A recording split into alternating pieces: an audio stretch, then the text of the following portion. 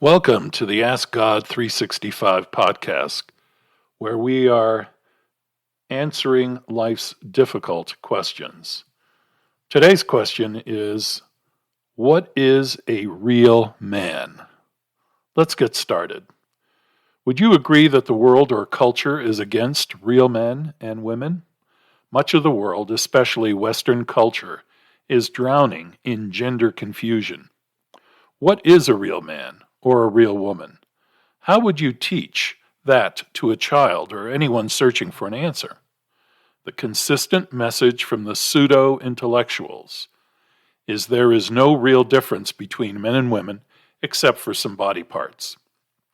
Even worse, you can ignore the body parts and identify what you are.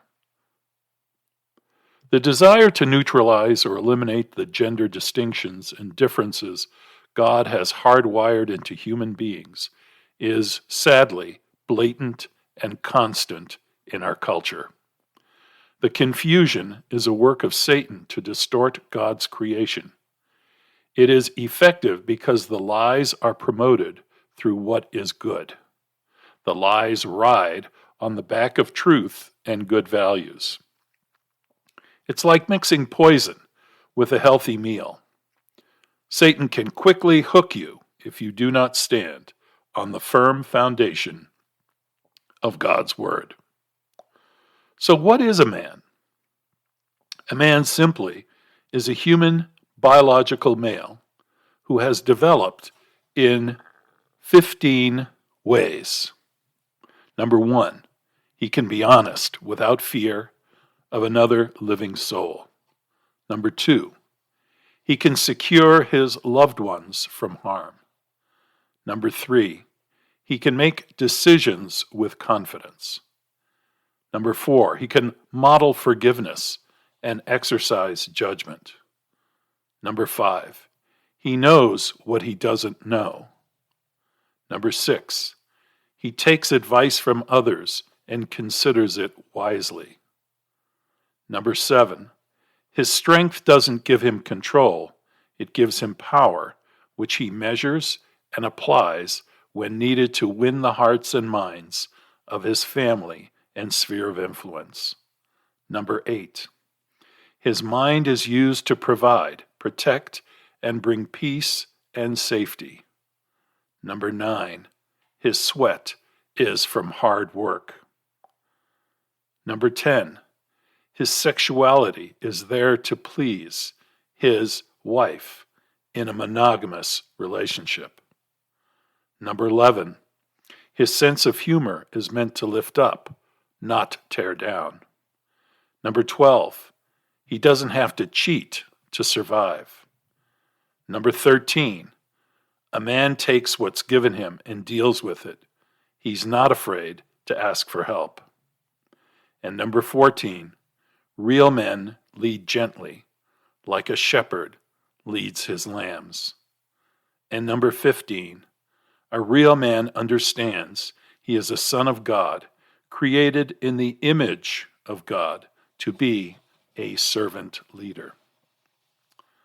So the question comes up, what is man? And it is answered in the Psalms, who am I, that you should be mindful of me? And the psalmist's response to the feeling of the overwhelming grace of God in his life, that you think of me, O God. That thought, I am lower than the angels, yet you crown me with glory and honor, not because I deserve it, but because you love me. Let's look at male biology and anatomy. A man is an adult male human, and prior to adulthood, a male human is referred to as a boy, a male child or adolescent. Like most other male mammals, a male's genome inherits an X chromosome from the mother and a Y chromosome from the father. Sex differentiation of the male fetus is governed by the SRI gene on the Y chromosome. And during puberty, hormones which stimulate androgen production result in the development of secondary sexual characteristics, thus exhibiting greater differences between the sexes. These include greater muscle mass, the growth of facial hair, and a lower body fat composition. Male anatomy is distinguished from female anatomy by the male reproductive system, which includes the penis, testicles, sperm duct, prostate gland, the epididymis, and by secondary sex characteristics, including a narrower pelvis, narrow hips, and smaller breasts.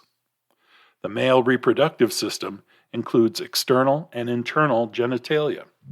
The male external genitalia consists of the penis, the male urethra, and the scrotum, while the male internal genitalia consist of the testis, prostate, epididymis, seminal vesicle, vas deferens, the ejaculatory duct, and the bulbourethral gland.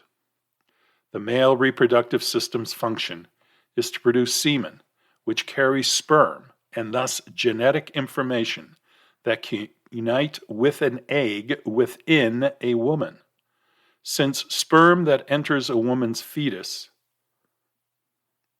that is uterus, and then fallopian tubes goes on to fertilize an egg, which develops into a fetus. Sperm enters the woman's uterus, then the fallopian tubes, and goes on to fertilize an egg, which develops into a fetus or child. The male reproductive system plays no necessary role during gestation, only in the development of the fetus.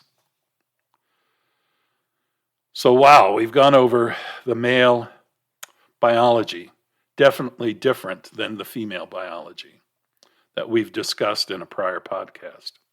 So what is man according to the Bible? The Bible presents man in the proper context of the creator-creature relationship. Man is created and sustained by God. Genesis 1:1, in the beginning, God created the heavens and the earth. Genesis 1:26 through 31, then God said, let us make man in our image, in our likeness. Let me repeat, let us make man or mankind in our image, in our likeness, so that they may rule over the fish in the sea, the birds in the sky, over the livestock and all the wild animals, and over all the creatures that move along the ground. So God created man in his own image.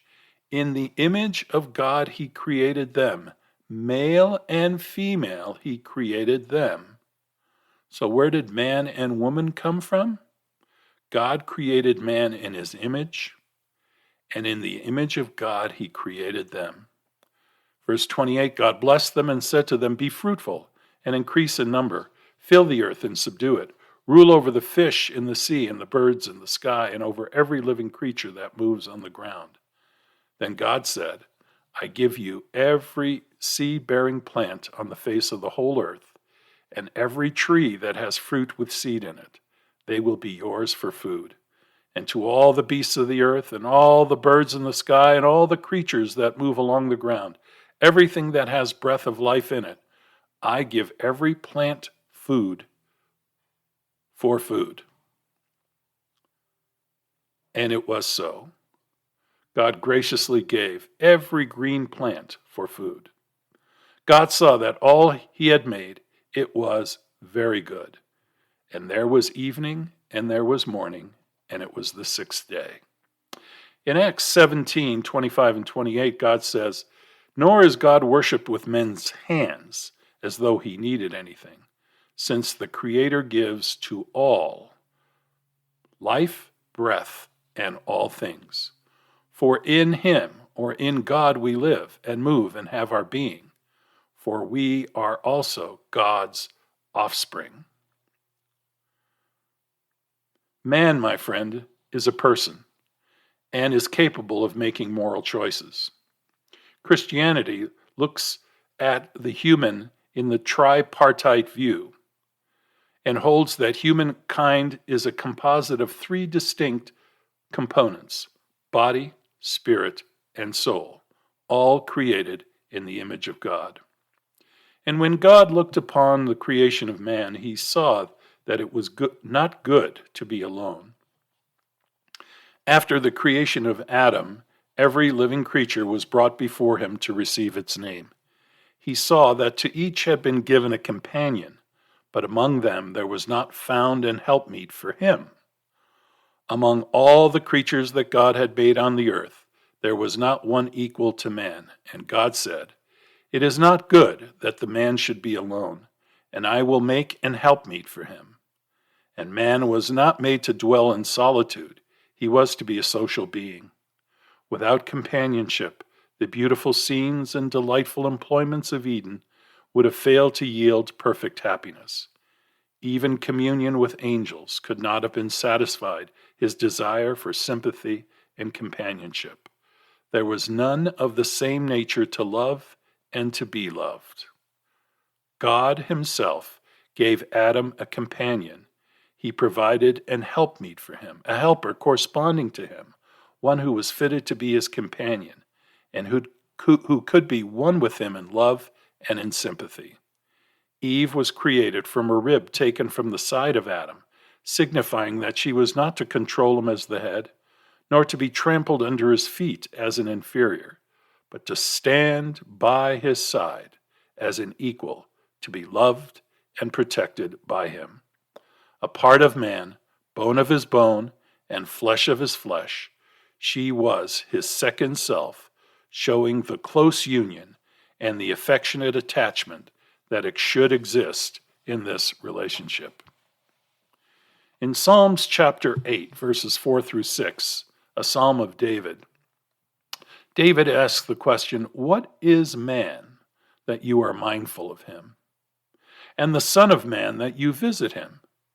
For you, God, have made man a little lower than the angels, and you have crowned him with glory and honor.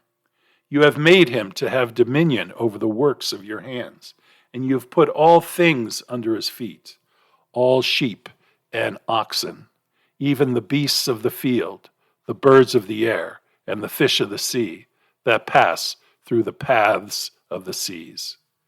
In view of God's handiwork and the limitlessness of his creation, David is awestruck by the Lord's concern for his human beings and the position he gave them to rule over creation. The all-powerful God of the universe cares so deeply for us that he made us only slightly lower than himself and gave us authority over his creation.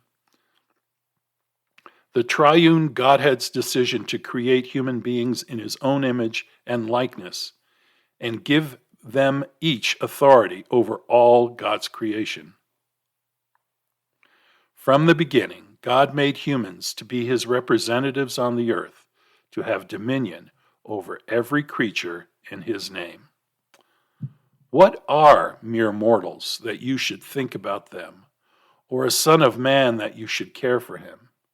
Yet for a little while you made them a little lower than the angels and crowned them with glory and honor. You gave them authority over all things. Now, when it says all things, it means nothing is left out. But we have not seen all things put under their authority. What we do see is Jesus, who for a little while was given a position a little lower than the angels. And because he suffered death for us, he is now crowned with glory and honor. Jesus humbled himself and became a human being, a man. In his earthly ministry, he was a little lower than the angels. And as a man, he willingly experienced suffering and death, just as we do. But Jesus tasted death for everyone. He took on our nature and became like us, but without the sin and rebellion that tarnish our existence. Through his death, Jesus broke the power of the second death for us. Because God's children are human beings, made of flesh and blood, the Son also became flesh and blood. For only as a human being could he die, and only by dying could he break the power of the devil, who had the power of death. Only in this way could he set free all of mankind who have lived their lives as slaves to the fear of dying. Jesus became a human. Jesus became a man and died to set us free from death. So, what is a real man? A servant leader, willing to lay down his life.